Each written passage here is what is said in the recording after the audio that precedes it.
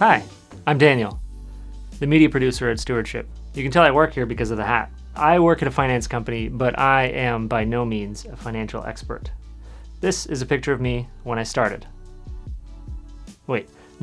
This is a picture of me when I started at Stewardship about 4 years ago. Working here with all these financial geniuses, I've learned a few things, and I thought I would share with you what I have learned working at a finance company.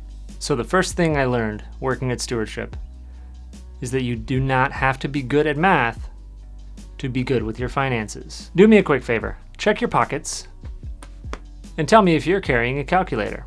If you're not carrying a calculator, either in your pocket or in your hand or in your purse, I'll buy you a coffee. Comment below, let me know. That's gonna bite me. Finances are simple, it's just adding and subtracting. If you can do that, which you can with your calculator, you can do great with your finances. The next thing I learned is that it's so important to have the right tool for the job. Now for me, as a media producer, that means I need to have a decent set of headphones for monitoring audio. Because when I use something like this free pair of headphones, well, it sounds really bad. Having the right tool can also produce more efficient work. What I mean by efficiency is that I used to film by setting up a tripod, a microphone stand, and as many light stands as I needed for lights. But now, I use this. I call this my filmmaking robot, and while sometimes it might look like a mess of cords, it's a lot faster and easier to produce videos and change up the background from time to time. If you haven't seen our background change, it means you need to watch more videos. Check out our channel below and subscribe if you're not already. So how does having the right tool for the job apply to finances? Well, when it comes to investing, there are different needs for different circumstances. So as a 28-year-old, my investment needs are a lot different than somebody who's 55 and getting ready to retire in a few years. The simplest way to break it down is I can afford to take a lot more risk because I have time to make up for any losses. But somebody who's much older and getting ready to retire, they need to have safer investments with less risk, but their returns won't be as big at this point in their retirement. But it's basically just balancing out how much risk versus how much return do I need. That's where having the right tool for the job comes into play. Stocks inherently have more risk, but they also typically have higher returns. Something like bonds have lower returns, but there's a lot less risk involved. So it's important that you understand what your needs are and pick the right tool. The next thing I learned while working at a finance company is how to solve a Rubik's Cube.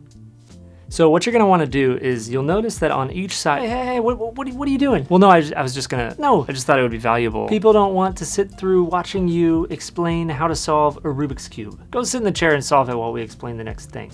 Okay, I'll do that.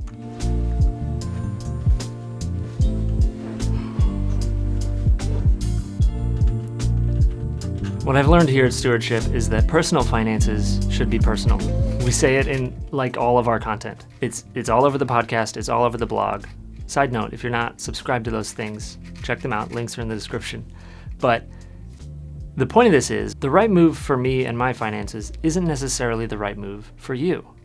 And we really should be cautious when hearing that dogmatic, one size fits all, do this way or you're wrong. Those kinds of philosophies can be dangerous and they can actually make us miss opportunities and make mistakes. So just be careful when you're beginning to think that you need to do exactly what your neighbor is doing, or you feel bad because you're not doing exactly what that guy in the YouTube video said. Speaking of making mistakes, I'm making some mistakes back there while solving that Rubik's Cube, but that's okay because I know how to correct for those mistakes. I guess that's another thing I've learned. When we mess up with our finances, it's not the end of the world. We can always make course corrections. I did it!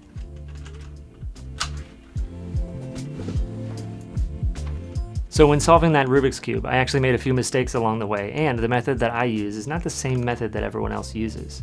And it's not even the most efficient method, but it's the method that works for me. So even though I was just kind of doing this as a joke and I didn't really think Rubik's Cubes would tie into finances, they kind of do. Because personal finances are personal. What works for me doesn't necessarily work for you. So, I guess I turned my joke into a real lesson.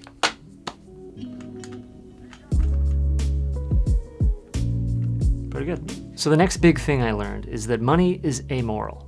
Money can be used for good and money can be used for bad. The same goes for debt. It's really about me and my character. The choices I make and the actions I take because of my values. That's what matters. So if you find yourself stressed about money, it could be a completely different character issue that you need to work on. I know I've found that in my life. And that leads into the next thing I learned while working here. I need advice. I don't always know what I'm doing, despite the fact that sometimes I think I do. So my best plan of action is to work with a wise advisor who knows more about the subject than I do. And I can't be afraid to ask questions. The same goes for you. If you have a question that you feel ridiculous for not knowing the answer, or you think you should know this because you're an adult, well, cut yourself some slack and ask. Reach out to us on social media. We would love to help you. The last thing I've learned working at a finance company is to just start. A lot of times that's the hardest thing for us to do. I've been procrastinating filming this video because I was nervous about how well it would go. I was nervous about being in front of the camera. I was waiting for the exact right, perfect time where everything was gonna fall into place and I could have all the time in the world I needed and I wouldn't have too many things on my to-do list that day. But that's never gonna happen. I just needed to sit down and press record. That's what I'm doing. So let that be an example to you. If you're waiting for the housing bubble to crash and prices to drop before you buy a house, you might be thinking about it wrong.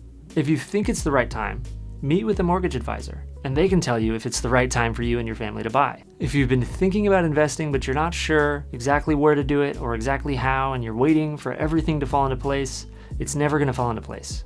You have to take initiative, take action, and start. Meet with an investment advisor. Get the advice you need. Take everything I've learned in my 4 years here and start. Leave us a comment with something that you are going to start that you've been procrastinating. And here's a secret. You don't have to work here to get a hat. So let me know if you'd be interested in getting one of those and I'll see if I can get one in your hands. Thanks for watching. We'll see you next time. This will be fun to edit. The Human Torch was denied a bank loan.